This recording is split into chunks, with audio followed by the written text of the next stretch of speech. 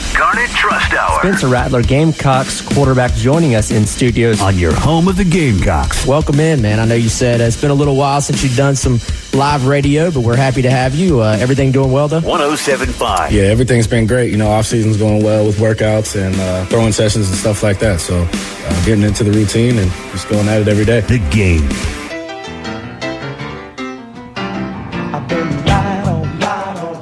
And welcome into the Garnet Trust Hour here on 107.5 The Game.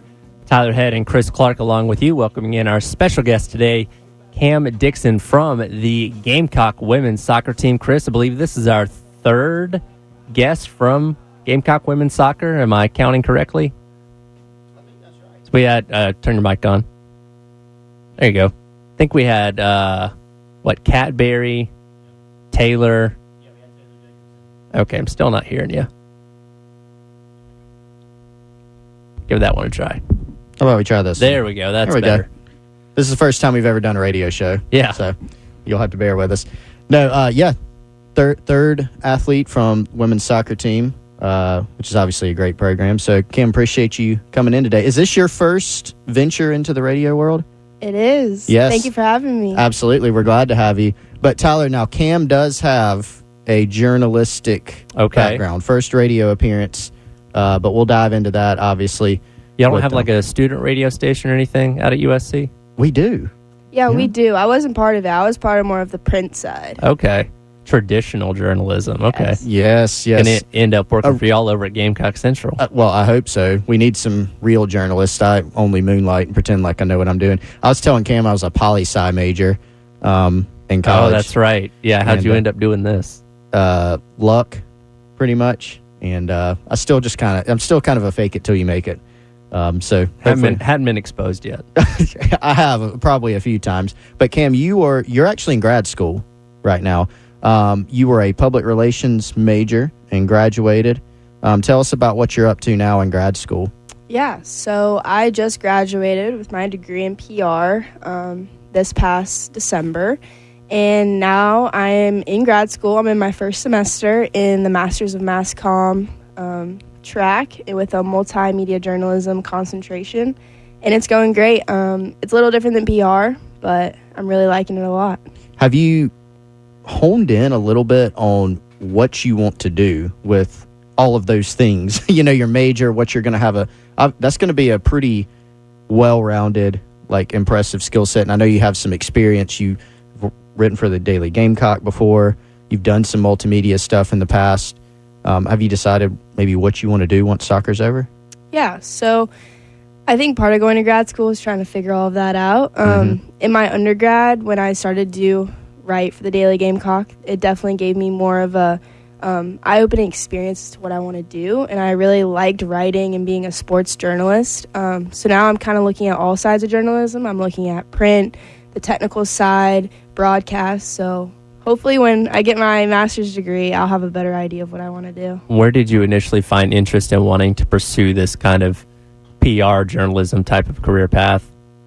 Yeah, so when I was a freshman coming in, I kind of just looked and saw which majors required the least amount of math and science. That's a smart way to look at it. Yeah. I was telling Ken I did the that's exact probably why same we're thing. both doing what we're doing right now. So you were a no math? I was a no math guy. All right, yeah. good. We're all on the same page. Yeah, so that really cut my choices down significantly. But when I was younger and in high school, I always loved to write and read, so I knew that. And I kind of just looked at all of the degree descriptions, and PR sounded really interesting, and like storytelling and stuff like that. So I went with that and never changed. Yeah. Well, now you'll get some radio experience. So, like, you can add that to the things that you've done to see, you know, if you like it. So we'll ask you about that afterwards and see if radio is something you're interested in. On-camera stuff, like you mentioned broadcast. So that's something you've thought about too? Yeah, I've never been really one to love being in front of the camera. Yeah. I'd rather be behind it, just doing all that. But production we'll stuff. We'll give it a go. It's not really in my personality to be out there in front of everything, but you never know. So we'll see. You do never know. I mean, when I was in high school, little personal segue. So I was a really shy kid, like terrified. Like a public speaking would have been. You would have never seen yourself doing this. The worst thing ever. But I took a debate class in high school. I don't know why or how, and it kind of forced me into it and made me more comfortable with. I'm still like a more shy person. I don't really have a problem getting in front of a bunch of people. Well, you kind of weird how that get works. on the radio and talk for an hour or sometimes two. Nobody every can single see day. me though. So, It's just us in here. does the camera don't really- the camera freak you out? Well, you're not going to like it when we start live streaming these things. Yeah, I was gonna say there's a camera right here, but that's not set up yet. Our friends at Yeah, Integrated. you're Media. not being recorded right now on the camera. Don't worry about No, that. just live on the airways out to who knows how many people. But no problem. They can't see us. All right, Cam. So tell us about coming back for another year. You were telling me off the air before we jumped on here, you actually have an extra year because of the COVID season, which I know some of your teammates in the past utilized that. Some of your teammates this year utilizing that. But why did you want to come back to South Carolina? Because obviously grad school, you could have chosen to, take your talents elsewhere, go to grad school elsewhere, play soccer elsewhere. Yeah, so that past fall season, I spent the majority of it kind of debating what you said, like, should I take my 5th year at all? Where should I go? Should I stay? But I had a lot of meetings with my coaches, and I knew that I wanted to get my master's. I just was trying to figure out where, because I really liked school, and I knew I wanted that. So I had a lot of conversations with Coach Shelley and Coach Jamie, and it was just really clear that South Carolina's home, and I just wouldn't find anywhere better. The environment they've created there is so special, and I couldn't imagine leaving it, and I just knew that I had to come back for one more year. What is it about the Smiths, Coach Shelley, Coach Jamie, and what they've done with the program that makes it a place that players want to stay? I mean, you don't see a lot of players leaving. You don't see mass transfers here at South Carolina. You see them recruiting well. You see the team doing well.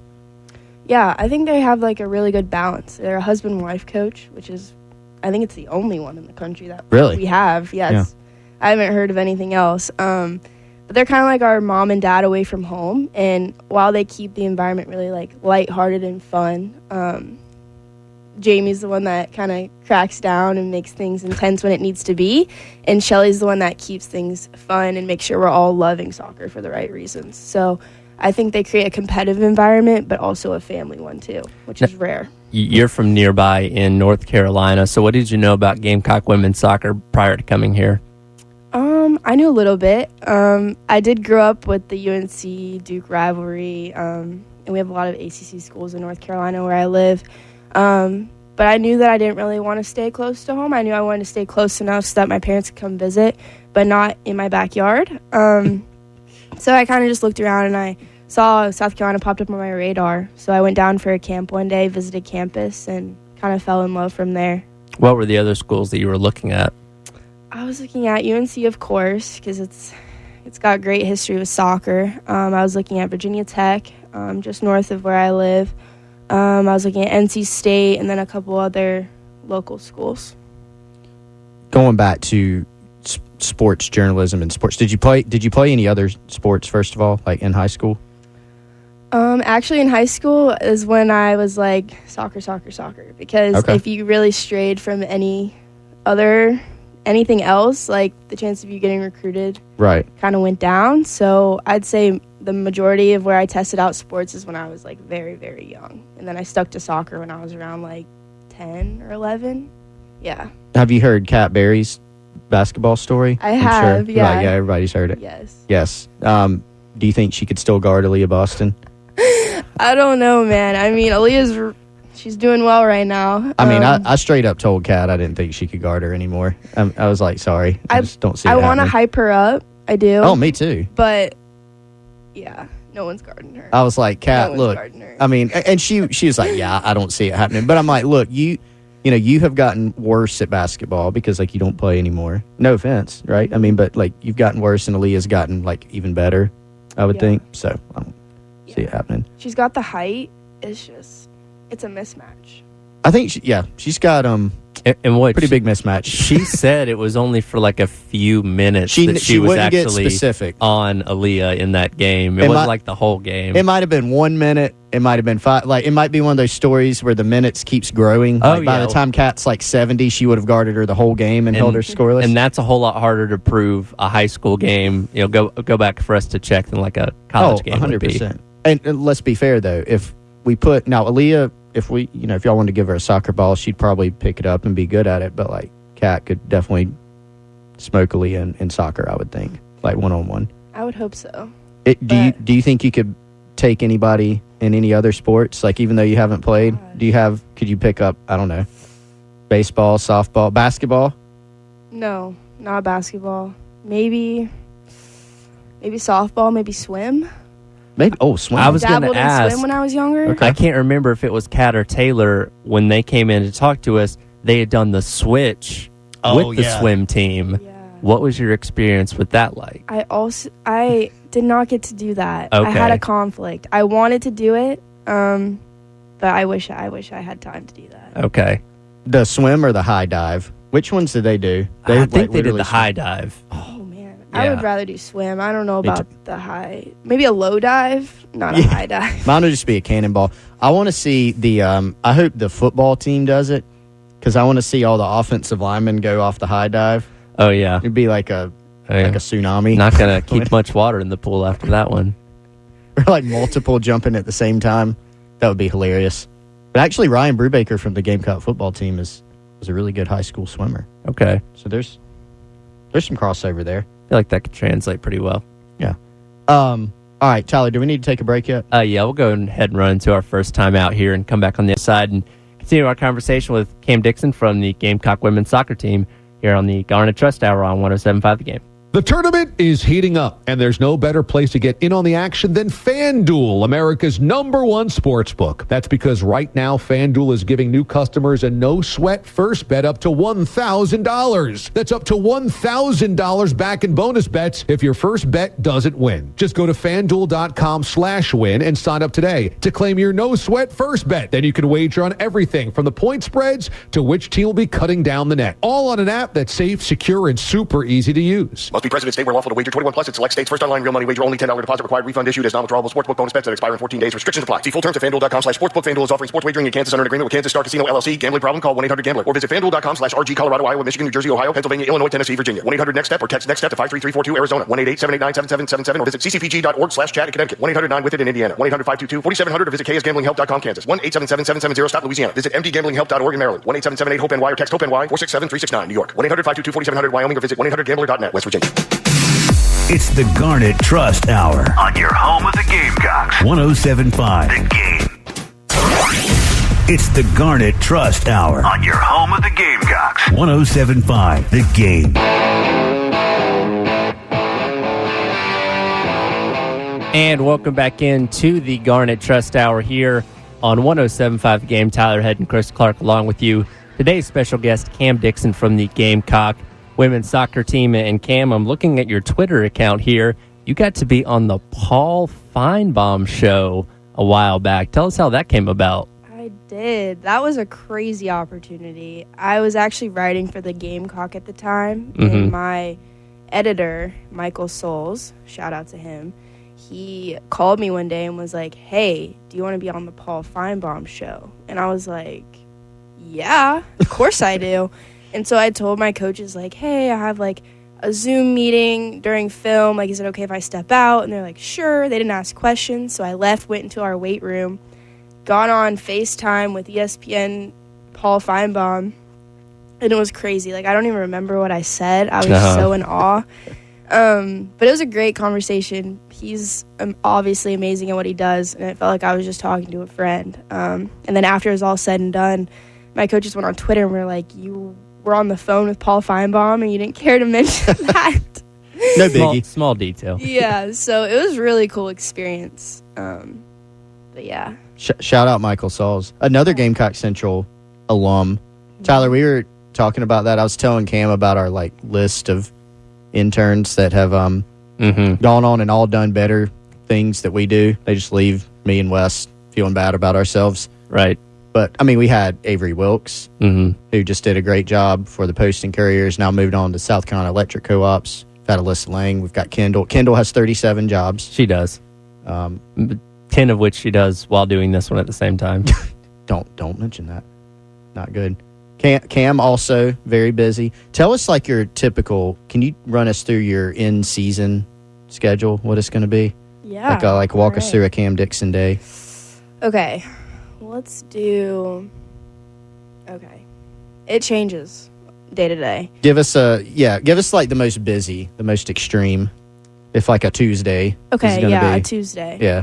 Okay, so the day before, we have likely come back from whatever destination we were at prior in the SEC. So we'll say we just came back from Oxford, Mississippi. We'll say we just played Ole Miss. We came back the day before.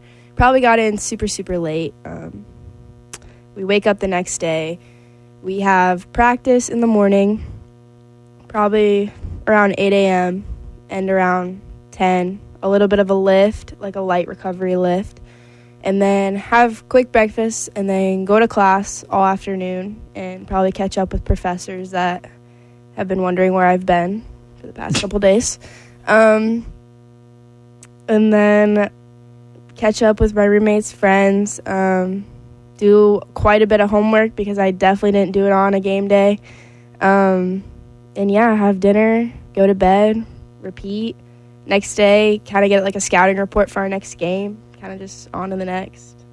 What's like the bedtime and the wake up time? Like, are you an early riser? Like by design? I mean, I know you have to probably get up early. Yeah, I think soccer's kind of forced me to be an early riser. So I think if I didn't set an alarm, I'd probably be up around 7 to 8.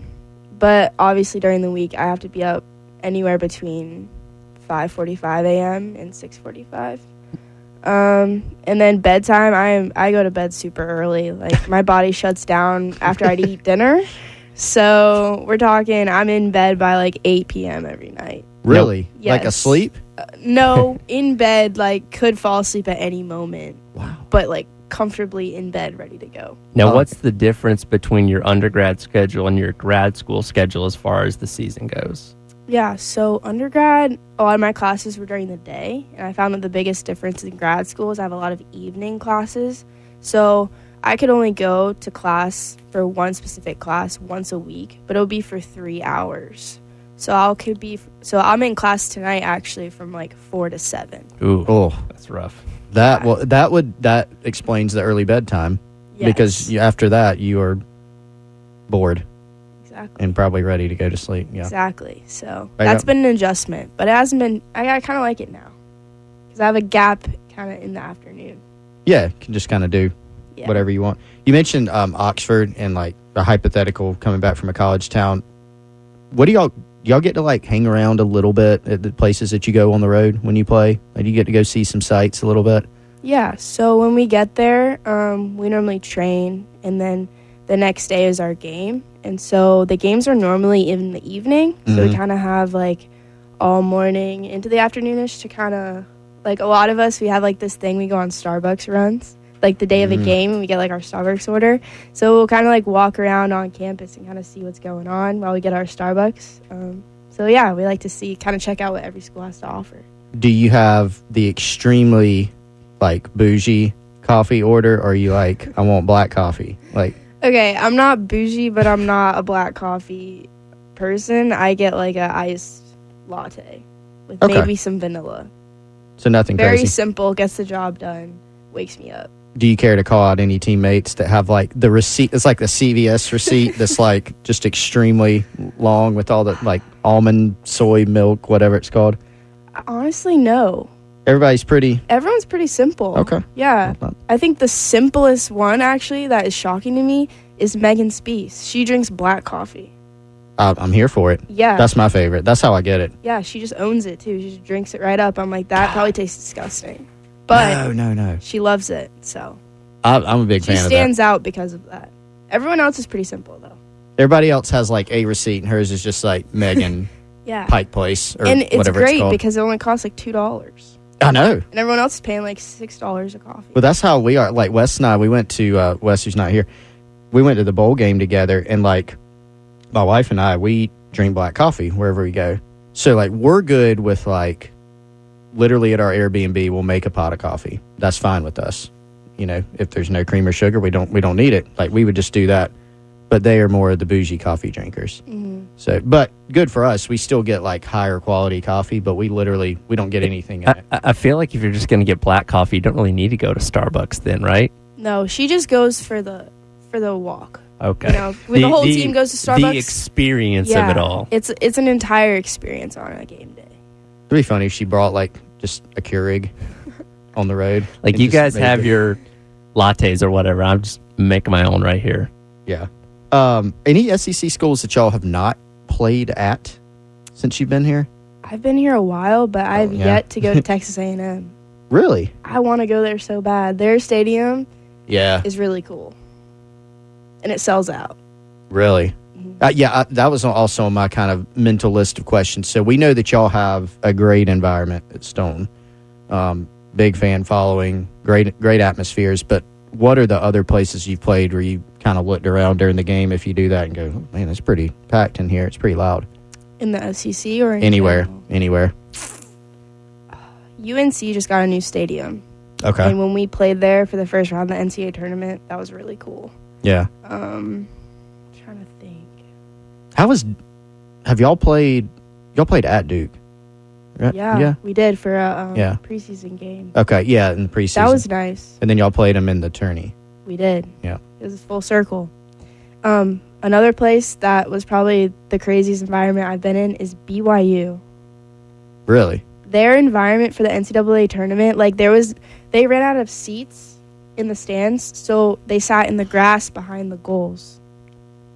Wow. And Like they on were a hill? loud. I bet that was a beautiful setting too, right? Like with the mountains and stuff. Amazing. There's like mountain, like it looked like it was in like a picture. Like it was like in a movie. It was like a like a mountain skyline of like. I know where their football stadium sits. It doesn't look real. It doesn't. No. It's like photoshopped. It does look Into the- photoshopped when you're on the field too. Yeah. Yeah. I have some on the spot questions. Actually, we've kind of toyed around with the name of this segment that we're going to do next. Tyler, do we need to take a break before we do it? Yeah, we can go ahead and take a break here. It was called, in my mind, I envisioned it being on the spot, but I am proud of myself because I changed it to from the spot. What do you think of that, Cam? You know, like a soccer pun. Oh, yeah, I like that. You get it? Okay. Yeah. We'll do that next. That's good. I appreciate that. I think I was maybe not as clever as I thought. We'll go from the spot next in the Garnet Trust Hour with Cam Dixon from Gamecock Women's Soccer here on 107.5 The Game. 107.5 The Game. Sponsored by Love Chevrolet. And welcome back into the Garnet Trust Hour. Tyler Head and Chris Clark along with you. Today's guest, Cam Dixon from the Gamecock Women's Soccer Team. And we now officially have a name for this segment, From the Spot. And Chris, I'll let you take it from here. We have to. Tyler's like, that's stupid. I'm going to let you take it from here. We're going to have to adjust it based on sport. Okay, that's fair. But from the spot, I thought made sense. It does. For soccer. By the way, Cam, in college, forgive me for not knowing, have you taken a penalty in college? Actually, a really good story about the one penalty I've taken. recently. Tell right. us. We were in the SEC tournament semifinal against Georgia, and we went into overtime with them. 110 minutes of exhaustion. Phew. And we go into PKs, and everyone in front of me, all three people make theirs. And it was Kat, JY, and Sam. Okay. Heather makes 2 saves. And I'm like, amazing. I'm number 4. If I make this, we win. I was like, of course it lined up like that. So I grab the ball, go up, bang it in. We move on to the championship. That's right. I remember that now. I feel bad that I forgot that. What was the strategy on it? So leading up to the tournament, we all practiced our PKs. Mhm. Kind of just were like, we're going to live or die by which side we go to and like what we do. So kind of just routine. You just go up there and you kind of, it's like a mental thing. You get like, everyone can hit a penalty kick and score. You kind of just have to go up there with like an attitude about you that it's going to go in and you're going to win. Hit it low? Low and to the left. Low and to the left. Okay. That's kind of what I was going to guess. Good deal. All right. So tell us, away from soccer, what are Cam Dixon's downtime activities? I know you don't have a lot of downtime. You're probably going to say school and going to sleep when I can, but like, what are some things you like to do when you get a chance? Okay. I love to read. I'm into Colleen Hoover's books right now. They're amazing. Oh, man. My wife has like, so you know how hard, sorry, I'm going to take us into a segue here. So you know how hard they are to get, like, I mean, they're hard to get like at the library. Mm-hmm. So you have to buy them. Yep. Or find like a hookup. So we found like a hookup where it's this lady who loves to read, so she gets every new book as soon as it comes out. Do you have a book dealer? And then, yes, it is a book dealer. And it's free. This is the best part. And she reads the book probably in a day. Wow. And then gives it to my wife. And so she can read Colleen Hoover. What number are you at? How many have you knocked out? I think I've read about 4 or 5 of her books. Okay. Right now. Do you have a favorite? Oh. Maybe It Ends With Us. I've heard that one's wild. Pretty good. They all seem kind of No, wild. actually, I take that so back. I was talking about this with my teammates the other day. Verity. That's is that's the other one I was going to suggest. Verity. That's the two I know. I've heard that one's crazy. Like every now and then I'll look at one of the pages, no context at all, and I'm like, oh, okay. That Verity's seems like wild. a thriller. Like I was Yeah. scared So what, reading it. for people that have never read this, give a overview of what these books are about. Okay. That's a Well, tough it does depend because they're all really different. Like Okay. she doesn't really have one genre. Okay. But I'd say maybe she's like a romance mystery-ish. But Verity is definitely like a thriller. Like it's kind of scary. It sounds like she really hooks you and pulls you in She pretty does. quick. Her writing style is amazing. Yeah, she's got a pretty cool story too. Mhm. Just like self-published and then just completely booked. TikTok, I think. TikTok was really big. helped her, I think. Mm. Because once one girl reads it and loves it, like everyone else Yeah. wants to try. Best TikToker that you know on the team. You know him? Oh, like people on our team that does TikTok. Mhm. Ryan Garris was the best when I played Yeah, with her. yeah. She had like a platform. Like people would like follow her, like her stuff, like interact with her. So she's probably the best TikToker. Are you a TikToker yourself? I have a few videos I've done well. Okay. I don't post like regularly, but I post a lot of like soccer content. Like I do like videos with our goalkeeper Heather, and they Okay. actually do pretty well.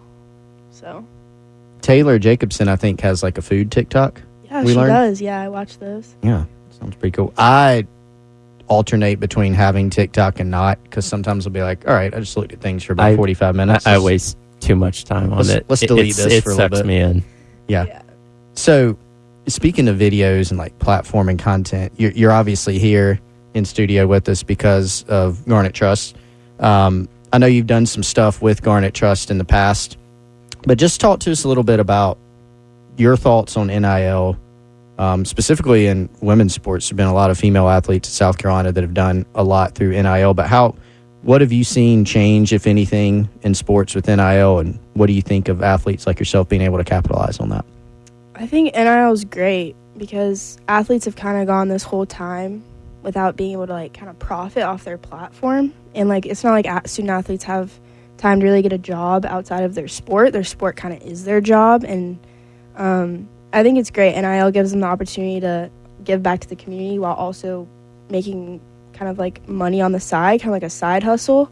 And I feel like NIL alongside profit wise, it's also allowed people to like connect with people that they would never have known otherwise. Like all of these, I know I did dance marathon with my team a couple of days ago, and it was probably the most fun I've had in like weeks. It's so fun. Yeah, y'all did have now who choreographed the dance? We were sent a dance. Okay. And we all like got a partner and we memorized it, and then we kind of just went up there and Yeah. kind of taught it to people at the event. Yeah, and that was a cool event. Like that's something we talk about a lot. Like that's obviously raising money for a good cause. You guys are able to do that, and I feel like that gets lost sometimes in NIL. Like a lot of the headlines, you just see some quarterback is going to make X millions of dollars, and that's like, I don't know, probably the 1% of the 1% of headlines. Like most of the stuff is really positive. Yeah, I'd impactful say stuff. so. I know a lot of us when we were there and we learned the dance and gave it and kind of were like having fun with everyone at the event. We're like, can we stay longer? Because this is so fun. Yeah. And obviously it's for, like you said, for a good cause. Yeah, absolutely. Now, you've gotten to experience college on both sides of NIL before and after, and we're coming up on 2 years since it was implemented back in 2021. When it went into effect, did you think it would trickle down to a sport like soccer? Did you think, oh, that's going to be football, basketball, the big name sports, the superstar athletes kind of thing? If I'm being honest, I really didn't think I would really have any opportunities with NIL. Like you said, I thought it was just going to be football, basketball, like the big stars. So I kind of really didn't pay any attention to it. Have you If you thought about one thing that I think is cool that I remember Brooke Blankenship from softball told me some of her teammates do lessons. You've heard of any of your teammates? Are you like doing like soccer lessons? Because that's another thing. You couldn't have done that in the past even. Yeah. Really? Yeah, I've trained a girl in the past. And I know a lot of my teammates do that like regularly. Yeah, it's really cool. Mm-hmm. So I took us off of the segment a little bit to kind of dive into NIL a little bit, but I interrupted you to talk about Colleen Hoover, and now we're talking about NIL somehow. But you were mentioning you like to read. Any other things that you like to be able to do in your downtime? I love a good Netflix or HBO Max suggestion. Okay. I love to be outside when it's nice out, because it's always nice here in South Carolina. Yes. Another reason I'm here. But yeah, just anything laid back, stress-free, because I feel like a lot of my day is very go, turn this in, do this, like, it's a grind. Yeah. So anything that's, like, relaxing. What kind of things are you watching on Netflix? Oh, Netflix has kind of been letting me down recently, but I just finished The Last of Us on HBO Max. Okay. And that has been really good. I need a season 2 now. So are you a series kind of person? Like, I want to watch a show, or is it like movies, documentaries? I really like shows because they're short and they're like constant, and I can binge them when I need to. And I'm always down for a good movie recommendation, but I think I'll know within like the first 20 minutes if it's worth watching. That's fair. Is Succession on HBO Max? You know what I'm talking about? Or is that a different? Tyler, I haven't help heard me. of that. I don't have HBO Max. Okay. I'm not sure. I keep hearing about this show Succession, and I thought it was on HBO Max. I was going to get your review if you had seen that. I'll check it out. If it is, check it out. It's supposed to be really good. Is Euphoria? Is that HBO? Yeah, it you watch Euphoria? I watched a season of it. It was pretty good. Okay. You can't watch it for too long though, because it's very like I've heard heavy. It's heavy. It is. Best vacation spot. Okay, anywhere on a beach or in Europe. Where have you been in Europe? I've been to Germany and Spain. Ooh. You got to play in Germany, correct? I did. How did that come about? That was crazy. I was 14, and at the time, my club team was sponsored by Adidas, and they were able to select a player or two from each team in the country to go to Frankfurt, Germany, and kind of represent Adidas International, like Generation Adidas. And so me and my teammate, 14 years old, kind of just flew over there and played, and we got to play soccer against some German teams, but then we also got to explore the city, and that was the first time I'd been abroad, and it was so cool. So what was the total number on your team? You said they picked like 2 from each team? Yeah, so they had, when we got to Germany, they split us up into like 2 teams. Okay. So I'd say we had around 30 girls there. 30 girls from the entire country? 40 maybe. That's a pretty exclusive list. Yeah, it was. I honestly don't know how I made this list, but I was very thankful to be there, and it was so, so cool. I want to go to Italy super bad. Mm-hmm. That's like my big Italy, Greece, but Germany and Spain definitely on my list too. All right, we've come to the point of the show where we're going to start talking about food. Tyler, you want to save this for the last segment here? Yeah, we can table that. It's the most important segment we do. Yes, so we'll save it for last. Great way to close things out. We'll wrap up with the food conversation coming up next on the Garnet Trust Hour with Cam Dixon of Gamecock Women's Soccer right here on 107.5 The Game. It's the Garnet Trust Hour on your home of the Gamecocks. 107.5 The Game. And welcome back into the Garnet Trust Hour on 107.5 The Game. Tyler Head and Chris Clark along with you. Special guest today, Cam Dixon from Gamecock Women's Soccer. It's time to talk about food, as we always do with our guest here on the Garnet Trust Hour. I guess the first question we should ask, do you consider yourself a relatively healthy eater? Yeah, I'd say so, but I do love the occasional, like, Chick-fil-A, fast food, Okay. sweet tooth. Yeah, but I have to keep it pretty healthy most of the time. Right, understandable. We were wondering off air randomly about Aaliyah Boston's favorite ice cream flavor. We don't know. We'll find out at some point. But is that your sweet tooth? Like ice cream? Is that your go-to? Anything sweet. I really like just anything. I really like sour candy though. Oh, man, Go-to I'm sour totally candy. with you. Sour Patch Kids. Oh yeah, anything sour, fruity. If there was a Yeah. box, you and I would probably be fighting over it right now. Like Probably. I'd have no self-control. What, gummy bears or Sour Patch Kids? Sour Done. Patch Kids. What about like Warheads? No, I You was like saying those? either, Cam. Oh. Like if you put either in front of me. Yeah. Warheads are no. You know, like Warheads? I mean, they're fine, but they're just, that's like a novelty. Like they're just super sour. Yeah. I like those sour like straws, strip like Ooh, rainbow strip yeah. things. I had the sweet tart ones the other day. Like it's got like the crystally sugar like in the middle. It gets on your fingers. You got to lick it off. Yeah, I'm good with it. Man, this is exciting. We're gonna go after this. We're going to get ice cream and I'm candy. getting that Yeah. thing when you like look at a sour snack and it makes like get that taste on your tongue. I'm Yeah, getting that it's right now. Your mouth's watering. Do you have any bad food takes, Cam? I do not like ketchup Ooh. at all. I mean, I actually don't mind that. I don't think that's crazy. See, I thought we could be friends, but now I don't like I like tomatoes though, but I hate ketchup. see, I'm the exact opposite of that. Raw tomato, like Oh yeah, You like- I could just slice it up and eat it. tomato But- sandwich. Yeah, ketchup is a no. That's like the one food I just can't do. Okay.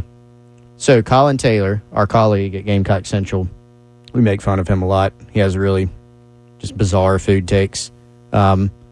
He claims that he does indeed like chicken wings, but really he does. He says he likes boneless chicken wings. Oh, so a chicken nugget. Yes. There you go. Yes. Am, you have scored so many points today. Okay, would What's your you takes? have got in on the lawsuit with the guy that was suing about, I think it was like Buffalo Wild Wings, about the boneless wings just being nuggets, saying they're lying to the people about what they're selling? Yeah. I mean, I'm not that passionate about it, but I Cam's mean, like, I'm not going to join a lawsuit. I don't know I'm if I would sue for that. I mean, at least they're saying it's boneless. Well, his argument was that he thought it was literally a chicken wing that they deboned and then sold to you, not like a formed, however they make boneless wings, just like a formed I don't know. chicken, That guy's whatever. probably never tried to. I mean, that's just chicken scraps. Like Exactly, when you yeah. pull it off the bone, it doesn't stay together. I don't think he's going to win that lawsuit. That's absolutely ridiculous.